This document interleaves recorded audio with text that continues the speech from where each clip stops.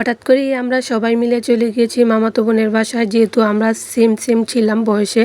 তো মামার বাড়িতে কিন্তু আগে অনেক বেড়াতে যেতাম, আর এটা কিন্তু মামার বাড়ি না, এটা মামাতো বোনের বিয়ে হয়েছে, তার শ্বশুর বাড়ি। হ্যালো গাইস, আসসালামু আলাইকুম। কী অবস্থা সবার, কেমন আছেন? আশা করি খুবই ভালো আছেন, আল্লাহর রহমতে আমিও খুব ভালো আছি।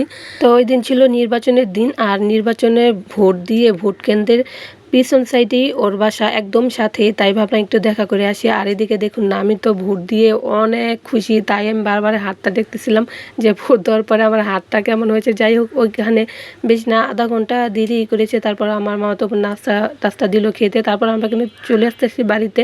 তো আমরা বিদায় নিচ্ছিলাম যে আমরা চলে যাই, তো মামা তখন বলতেছে যে আজকে থাক। আর আমার ছেলেটা খোলামেলা জায়গা পেয়ে খুব দৌড়াদৌড়ি করতেছিল। তো এখন আমরা সবাই বিদায় নিচ্ছি, বাসায় চলে আসব। তো কেমন লাগলো আজকে আমার এই ভিডিওটা অবশ্যই জানাবেন। আর এই সিঁড়িটা দেখে মনে পড়ে গেলো বিয়ের আগে যখন ওর বাসায় বেড়াতে যেতাম, অনেক সময় কাটাতাম এই সিঁড়িতে বসে বসে।